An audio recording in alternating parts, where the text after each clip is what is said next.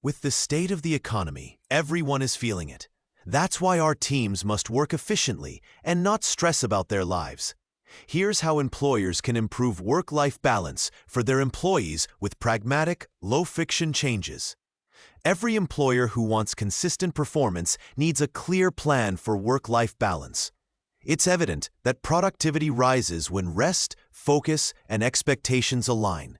The aim is not to lower standards, but to redesign the day so attention is protected, energy is restored, and outputs remain measurable. A good starting point is to treat time off as genuinely off. Employee well-being deteriorates when messages creep into evenings and weekends. Business owners, managers, and team leaders who delay emails, schedule messages for office hours, and model real do-not-disturb norms establish boundaries that prevent burnout while preserving clarity. This is a minor operational tweak with a large cultural signal that strengthens your workplace resilience without adding costs. Realistic workloads are the next lever, and they require data, not guesswork. Regular capacity reviews reveal when deadlines are driving chronic overtime, allowing teams to rebalance projects or hire targeted support before pressure becomes attrition. When managers map tasks against hours and prioritize with intent, flexible working options can then be offered to absorb fluctuations without compromising delivery.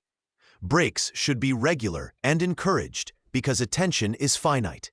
Focus sprints of under an hour, followed by short resets, help maintain cognitive sharpness, especially for complex work. When teams avoid lunch at the desk habits and take a proper break, quality improves and error rates fall, which in turn supports staff retention by reducing frustration and rework. A results-oriented mindset always clarifies what matters, the end result, not just presence. If someone completes their objectives early, they should be able to log off or receive recognition for exceeding targets.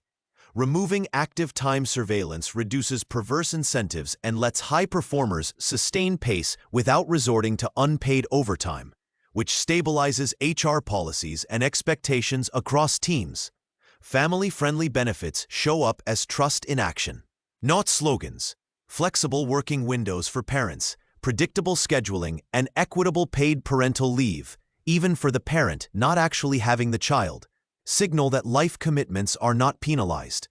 When employees can meet both responsibilities, engagement rises and the organization earns loyalty that translates into stronger staff retention.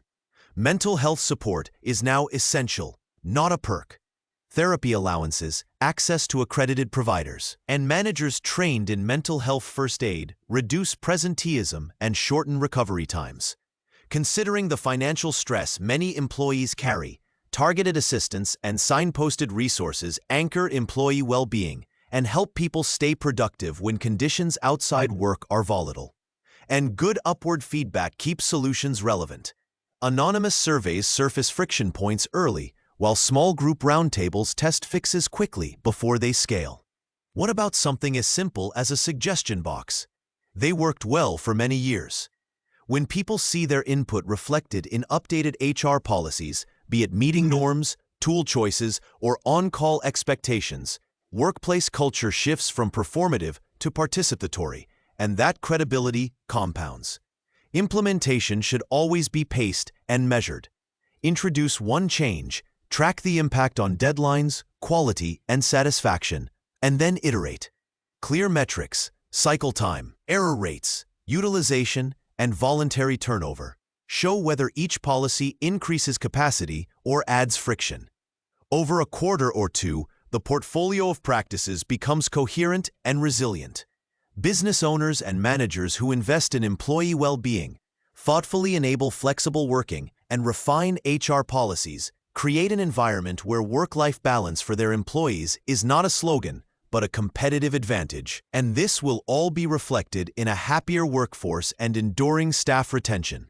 If anything I've written in my blog post resonates with you, and you'd like to discover more of my thoughts about creating a healthy work-life balance for your employees, then do call me on 01908 774 320, and let's see how I can help you. Don't forget to stay updated with our daily social media posts on Facebook.